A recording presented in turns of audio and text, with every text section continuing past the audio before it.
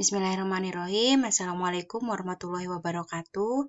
Pada video kali ini saya akan memberikan gambaran atau kita akan melakukan asistensi mengenai praktikum farmakologi yang akan kita laksanakan di semester genap ini di program studi S1 Farmasi.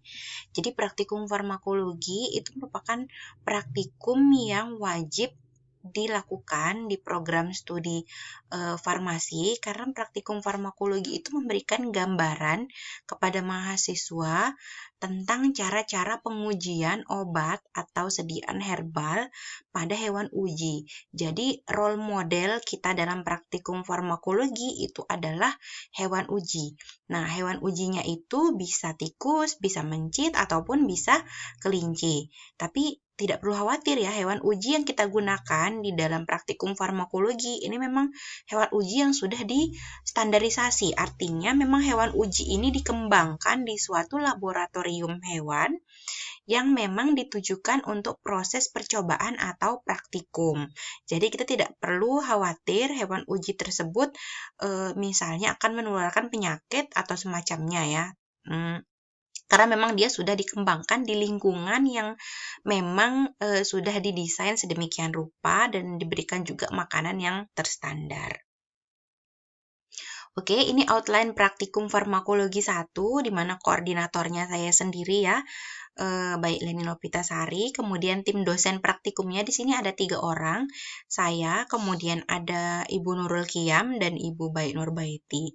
Nah, di sini peserta praktikumnya yang semester ini adalah mahasiswa aktif semester 4 program studi S1 Farmasi ya, tahun ajaran 2020-2021 yang memprogramkan atau mengisi KRS mata kuliah praktikum farmakologi. Jadi bagi yang tidak mengisi KRS atau tidak memprogramkan mata praktikum farmakologi di isian siakatnya tidak boleh mengikuti praktikum ini. Oke, kemudian untuk jadwalnya, di sini kelas 4A dibagi menjadi 2 kelompok ya. Ada A1, kemudian ada A2. A1 ini akan praktikum atau tutorial di hari Kamis jam 11 sampai jam 2. Kemudian A2 itu di hari Kamis jam 8 sampai jam 11. Nah, kemudian untuk kelas 4B juga dibagi 2 ya, ada B1 dan B2.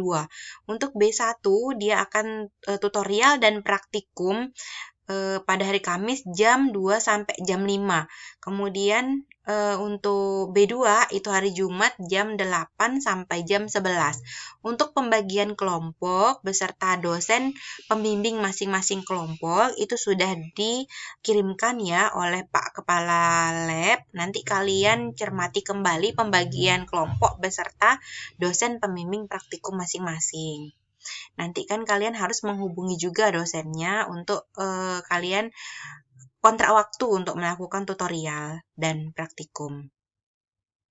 Oke, ini materi praktikumnya. Kita akan melakukan praktikum dengan 5 percobaan. Di mana percobaan yang pertama itu adalah dasar eksperimen farmakologi.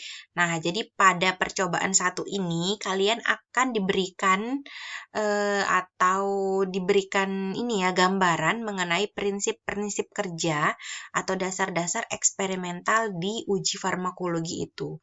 Termasuk nanti di percobaan 1 ini kalian akan diberikan gambaran bagaimana sih cara penanganan hewan uji, bagaimana cara memegang hewan uji, lalu bagaimana cara memelihara hewan uji, kemudian memberi makan, memberi minum ya, dan nanti kalian juga akan diberikan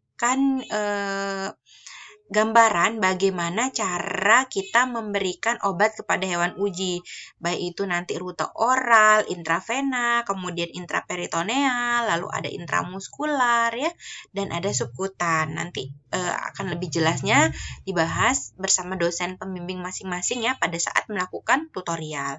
Kemudian percobaan kedua nanti kita akan mempraktikumkan mengenai efek farmakokinetik obat pada hewan uji. Nah, seperti yang sudah kalian pelajari ya di mata kuliah farmakologi 1, kalian kan sudah belajar. Jadi, farmakokinetik itu kan ada 4 proses ya, yaitu ATME, absorpsi, kemudian distribusi, kemudian metabolisme, dan ekskresi. Nah, di sini yang memungkinkan untuk kita lakukan di laboratorium kita itu adalah yang fase absorpsi. lagi. Nanti di sini kita akan mempraktikumkan bagaimana sih untuk mengetahui absorpsi obat itu dari mana kita tahunya, seperti itu ya. Nanti kita akan mempelajarinya. Nah, di praktikum kedua ini nanti kita akan menggunakan obat. Sudah menggunakan obat ya. Obat yang akan kita gunakan itu adalah obat fenobarbital atau luminal ya. Kemudian untuk percobaan ketiga, kita akan melakukan pengujian aktivitas obat antiinflamasi, analgetik, dan antipiretik. Nah, kenapa dijadikan satu ketiga ini? Karena kan ketiga ini sebenarnya saling terkait gitu.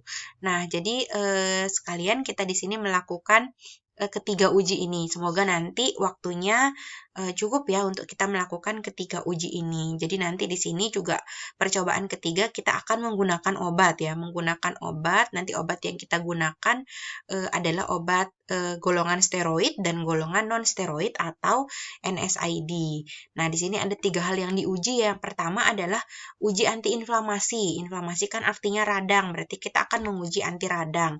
Lalu yang kedua kita akan menguji analgetik. Analgetik artinya anti nyeri. Nanti kita akan menguji efek anti nyeri dari suatu obat. Kemudian yang ketiga kita akan menguji antipiretik, yaitu anti demam ya, untuk menurunkan suhu tubuh. Nanti kita akan menguji juga di sini di percobaan ketiga. Oke, untuk percobaan keempat, kita akan melakukan pengujian aktivitas stimulansia obat ya. Jadi untuk percobaan keempat, kita juga menggunakan obat di sini, bukan obat, tapi kita nanti akan mempraktikkan efek tonik itu ya, atau efek stimulan dari senyawa tonikum dan dari senyawa yang memang sudah memiliki efek tonikum, misalnya tonikum Bayer yang memang sudah diklaim memiliki efek tonik ya untuk meningkatkan atau menstimulasi sistem imun tubuh, dan kita nanti akan menggunakan salah satu sampel minuman berenergi ya. Di sana kita nanti akan menggunakan metode yang disebut dengan forced swimming test ya. Nah, di sini kita akan belajar caranya seperti apa di percobaan keempat. Nah, kemudian untuk percobaan kelima nanti kita akan menguji aktivitas anti diare dan laksansia dari suatu obat. Nah, di sini kita menggunakan metode yang namanya transit intestinal. Sekaligus nanti di percobaan kelima ini kalian juga akan berlatih untuk melakukan pembedahan terhadap hewan uji ya, karena untuk aktivitas anti diare dan laksansia itu hewan ujinya harus dibedah. Jadi hewan ujinya itu harus melalui prosedur dimatikan terlebih dahulu. Nanti di sini kita mempelajari juga caranya seperti apa sih agar kita tidak menyalahi kode etik yang ada di hewan uji, karena penelitian dengan menggunakan hewan uji itu juga memiliki kode etik yang harus ditaati dan diterapkan oleh para peneliti. Oke, ini tata tertib praktikum kita. Yang pertama, untuk tutorial akan kita lakukan secara daring dulu ya, atau online, menggunakan metode atau media Google Classroom, Zoom, Google Meet. Nah, nanti tergantung dosen pembimbing masing-masing itu kontraknya menggunakan yang mana, seperti itu. Kemudian selanjutnya nanti pelaksanaan praktikum insya Allah akan kita lakukan secara tatap muka ya setelah lebaran, tapi nanti untuk informasinya menyusul. Kemudian mahasiswa itu wajib berpakaian yang rapi dan sopan ya, serta menggunakan jas laboratorium pada saat melakukan praktikum. Mungkin di sini agak kurang ya, jadi selain jas lab itu kalian juga harus pakai sarung tangan dan masker. Nah, karena memang kita sedang di era pandemi ya, walaupun kita tidak di era pandemi, misalnya kita menarik lagi ke belakang, itu praktikum farmakologi selalu wajib menggunakan masker dan sarung tangan. Kenapa? Karena kan untuk hewan uji itu kan ada bau yang tidak enak, jadi bisa melindungi lah pernafasan kalian. Nah, kemudian untuk sarung tangan, itu untuk melindungi kalian dari gigitan hewan uji, karena kalau kalian tidak benar memegang hewan uji itu bisa digigit nanti. Jadi kalau ada sarung tangan paling tidak sudah sedikit ada proteknya gitu. Kemudian mahasiswa wajib hadir tepat waktu ya, baik di tutorial maupun di praktikum, apalagi di praktikum nanti karena kita akan praktikum di lab. Jadi yang tidak hadir tepat waktu itu akan diberi punishment, yaitu punishmentnya tidak boleh mengikuti praktikum. Kemudian selanjutnya mahasiswa wajib mengikuti seluruh tutorial dan praktikum dari percobaan 1 sampai 5. Kenapa? Karena satu percobaan itu memiliki 4 nilai. Sayang ya kalau nilainya ada yang lewat 1, yang bolong 1, membaginya tetap 4. Kalau nilainya 0, berarti kan jadinya hasilnya lebih kecil gitu. Jadi kalian harus mengikuti semuanya. Kemudian inhal hanya akan diberikan 1 kali ya dengan alasan sakit atau ada tugas dari fakultas atau univ yang dibuktikan dengan surat keterangan. Kemudian, mahasiswa yang tidak hadir tutorial atau praktikum tanpa keterangan itu tidak boleh mengganti tutorial atau praktikum yang tertinggal di kelompok lain. Tidak boleh, kecuali yang memang sudah ada keterangan, misal sakit, ataukah ada tugas dari fakultas atau univ, seperti itu. Kemudian, mahasiswa dapat mengikuti praktikum apabila sudah lulus tutorial dan pretest dengan nilai minimal 65. Kalau nilainya masih kurang dari 65, itu kalian harus mengulang dulu untuk pretest sampai dapat nilai 65. Nah, yang terakhir, itu setiap kelompok wajib membawa wadah untuk mengambil hewan uji di laboratorium. Jadi wadahnya seperti wadah baskom plastik seperti itu ya, itu harus kalian bawa masing-masing kelompok untuk mengambil hewan uji. Karena nanti hewan ujinya pada saat praktikum kita tatap muka, itu kalian harus merawat hewan uji tersebut. Jadi setiap praktikum hewan ujinya akan dibawa ke kampus. Begitu setelah selesai praktikum dibawa lagi pulang. Nah, makanya nanti di praktikum 1 itu kalian akan dibekali cara untuk merawat atau perlakuan terhadap hewan uji. Oke, nah ini untuk penilaian praktikum yang tadi saya bilang itu ada 4 komponen ya, pretest, posttest, lalu pelaksanaan praktikum, termasuk di sini akan dinilai keaktifannya ya pada saat diskusi maupun praktikum. Kemudian ada laporan. Nah, di sini kalian membuat 2 laporan ya, laporan sementara sebagai syarat mengikuti tutorial dan pretest dan laporan resmi.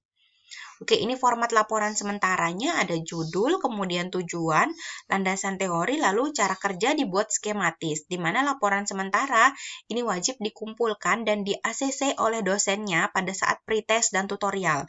Bagi yang tidak mengumpulkan laporan sementara, tidak boleh mengikuti tutorial dan mengikuti pretest.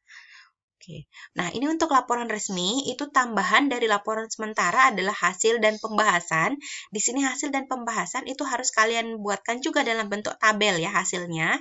Nah, di mana di masing-masing bab di buku panduan sudah saya buatkan untuk tabel hasil pengamatannya seperti apa. Kemudian selanjutnya ada kesimpulan, lalu ada daftar pustaka. Nah, daftar pustakanya ini sangat dilarang menggunakan buku petunjuk praktikum sebagai daftar pustaka. Kalian harus kreatif untuk mencari referensi-referensi. Di Google atau di internet itu sudah sangat banyak ya, di jurnal-jurnal juga yang bisa kalian akses. Nah, ini laporan resminya wajib dikumpulkan sebelum praktikum berikutnya dimulai. Nah, apabila kalian tidak mengumpulkan laporan resmi, maka juga akan tertunda praktikum selanjutnya gitu. Untuk format laporan resmi dan laporan sementara itu sudah saya sertakan di buku petunjuk praktikum di bagian lampiran ya, beserta format untuk covernya. Jadi kalian covernya jangan buat sembarangan, sudah saya tentukan model covernya seperti apa, itu harus kalian sesuaikan. Misalnya kalian nanti membuat laporannya secara diketik. Tapi memang walaupun nanti kita pertemuannya tatap muka, itu semuanya kita lakukan secara online ya, artinya gini, untuk laporannya pun akan dikumpulkan secara online. Jadi untuk meminimalisir kontak, karena kan kontak dari buku laporan itu kan juga salah satu media penyebarannya COVID-19, tapi semoga tidak ada sih kejadian yang seperti itu. Nah, untuk meminimalisirnya, laporan resminya pun nanti akan dibuat menggunakan soft copy ya, atau menggunakan Microsoft Word. Makanya saya buatkan format covernya supaya seragam, beserta format untuk isiannya sudah saya buatkan di bagian lampiran. Tolong disesuaikan, yang tidak sesuai format tidak akan dikoreksi oleh dosennya. Oke, sekian ya gambaran dari praktikum farmakologi yang ada di semester genap ini. Jika ada pertanyaan, kita akan diskusikan melalui chat di Google Classroom. Terima kasih. Wassalamualaikum warahmatullahi wabarakatuh.